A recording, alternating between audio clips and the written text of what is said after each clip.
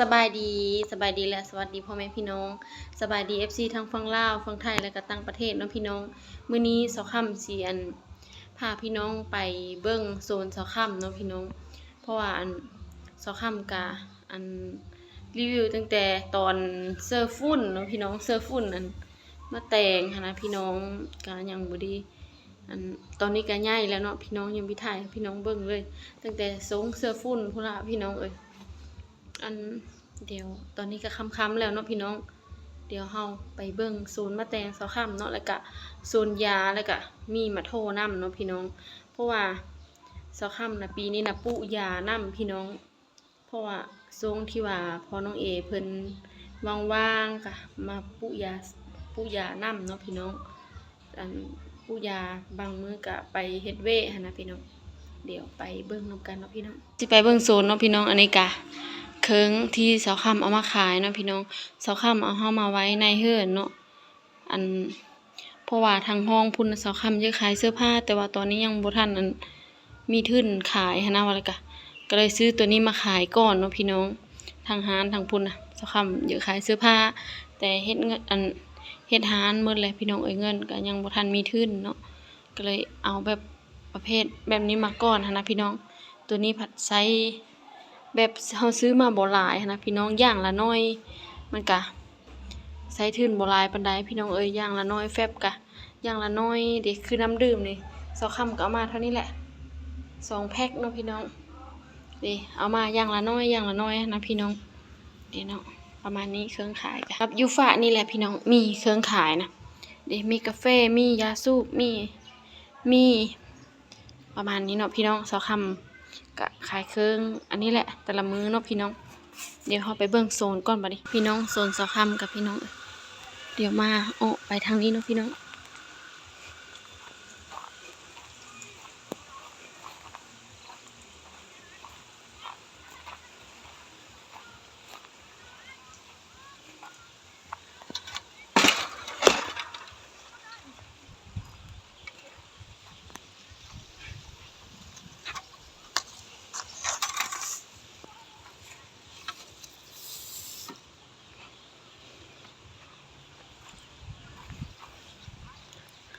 โตนี้แม่นโซนยาเนาะพี่น้องอันนี้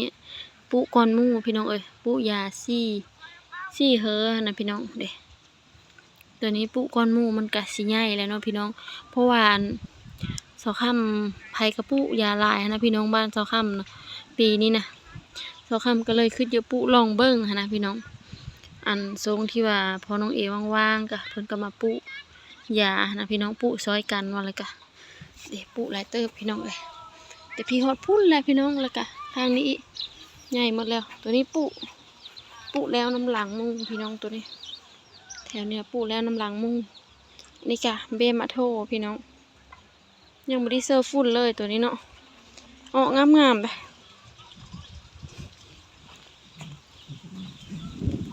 ปุยากับปุห่างกันประมาณนี้แหละพี่น้องห่างกันประมาณนี้เนาะบางคนว่าสอคำปุห่างพี่น้องเอ้ยที่น่ะห่างแบบนี้แหละอันนี้เบมาโท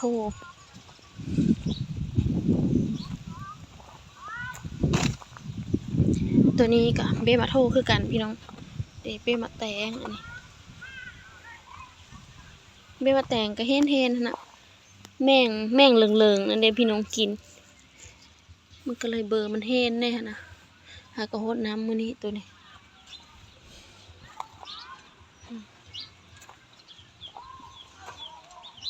เดบอนสอค่ำมาเสื้อฝุ่นตอนนั้นเดมันเริ่มเขียวขึ้นแล้วมาแต่งเริ่มงามแล้วอันนี้ก็โซ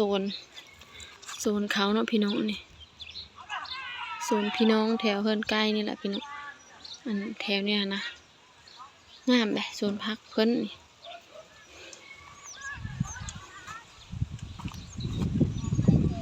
น้ำพุดอันนี้กระเป้มาโทพี่น้องเอวานนี่นะมันก็เลยจุ่มกันอยู่นะพี่น้องเสื้อข้ามมาบงมองนี่แหละนะมาบงเสื้อมองนี่ตัวนี้นะมาแต่ง2นึงนะเบเดียวบ่มากตัวนี้เบเดียวนี่ ก็มานี่เด้ตอนนี้แหละสาวค่ำเสื้อฝุ่นกับน้องเอตอนน่ะเบ้มาแต่งกันเยอะแล้วได้พี่น้องหากะถ่ายให้พี่น้องเบิ่งเนาะเพราะว่าสาวค่ำถ่ายตอนเสื้อฝุ่นนะว่าแล้วก็กำลังหยิขึ้นค้างพี่น้องเสื้อค้างเรียบร้อยแล้วยาวเติบได้ปุ๊มาแต่งกับปุ๊จนฮอดพุ่นเนาะพี่น้องพี่ปุ๊หลายเติบนะพี่น้องกำลังเขียว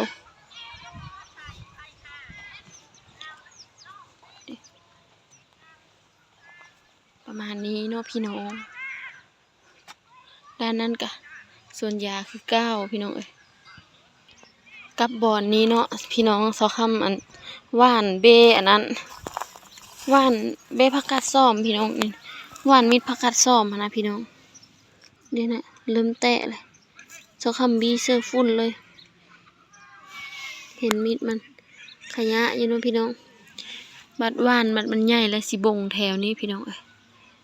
ผักกาดซ้อมอันนี้นะเอาเฟิงมาปกน้อยนึงนะเลิกเอาแล้วบางคนเขาว่าหวานปกเฟิงนะมันอ้อไหวนะอ้อดีมันซุ้มได้สักคำก็เลยเอาเฟิงมาปกแต่ตอนนี้ฮื้อเอาแล้วเฟิงกะอันมื้อนี้กะพามาเบิ่งเบี้ยมะแตงแล้วก็เบี้ยยาเนาะพี่น้องเบี้ยยาก็เริ่มงามแล้วพี่น้องกะประมาณนี้แหละพี่น้องโซนสักคำกันเนาะพี่น้องเพราะว่าเห็นเขาปลูกลายนะพี่น้องก็เลยอันจะปลูกลองเบิ่งเนาะยานะว่ามันสิได้บ่หรือเนี่ยได้นะไผกระปูนะพี่น้องบัดนี้ก็เฮามาเก็บผักอยู่โซนเนาะพี่น้องผักโบนะก้อยแล้วนะปลูกอันแต่หัวปีโพดพี่น้องนี่ก็เฮามาเก็บผักอยู่โซนเนาะพี่น้องผักโบก็ก้อยแล้วพี่น้องปลูกแต่หัวปีเด้ก็เลยก้อยเด้เริ่มปลูกใหม่นะพี่น้องอ้อแล้วเด้ประมาณนี้เนาะพี่น้องอันนั้นผักกาดขาวบ้านเจ้าคำพี่น้องนั่นผักสลัดเนาะพี่น้องผักสลัดผักหอมพี่น้องอันนี้บ้านเจ้าคำผักโบได้พี่น้องผักโบแบ้งพี่น้องนี่ตัวนี้ผักสลัดห่อบ้านเจ้าคำผักสลัดห่อได้พี่น้องมันสีห่อแบบนี้นะพี่น้องตัวนั้นผักหอมห่อพี่น้องน้องเอกามาพี่น้องผักสลัดได้น้องว่าผักกะหล่ำอันนี้นะพี่น้องแม่อันลกมาเล่นหันเดนะมาเล่นกะมาเล่นนี่มาเล่นน้องมาเล่นน้องว่ามาเล่นลกผักสลัดก่อนเลยลกเอา2 เงาก็พอกินแหละผักสลัดกะมันห่อเฮาขนาดเริ่มแก่แล้วได้ผักสลัดก็เริ่มขมแล้วกินเบิ้งตำหุ่งเบิ้งเว้นนี้ขมฮะนะมันแก่แล้วเนาะพี่น้องนะ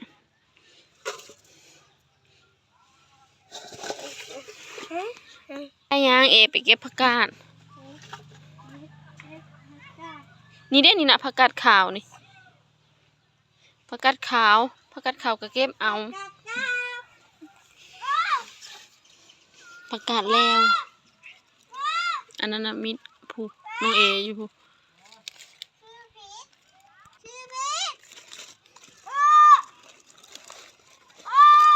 เก็บเอาผักกาดขาวพี่น้องเอาเยอะเอามากินกับปลาพี่น้องจากสีเห็ดก้อยหรือสีเห็ดลาบยังบ่ฮู้เลยพี่น้องมื้อนี้ได้ปลามาก็เลยนั้นเก็บผักมากินกับปลาเด้พ่อแล้วน้องพี่น้องซ้ำนี่หน้าบ่อนี่นะงามได้พี่น้องพัสลันน่ะกำลังงามเก็บเอาผักหอมอีกพี่น้อง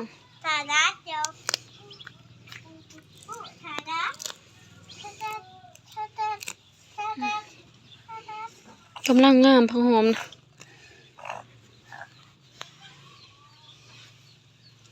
ลกหย่อนเอามันที่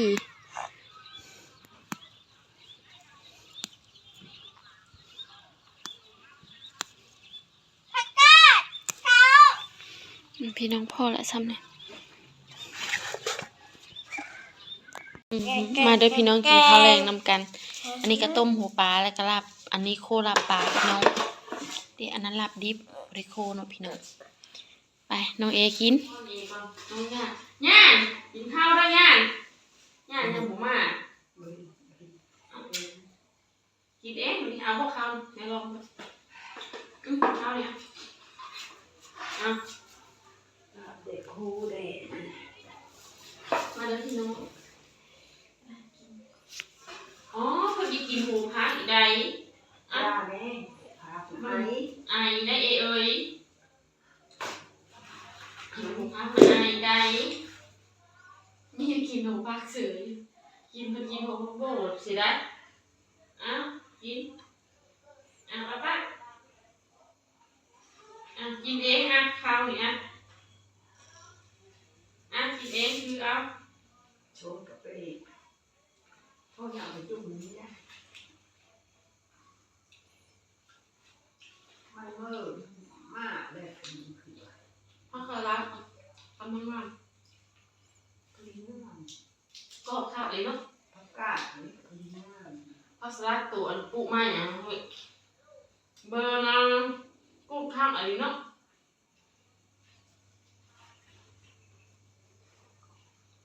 พ่อสลัดปุ๊มาเฮ้ยขอเยอะพ่อสลัดหมูอีกจ้าพ่อ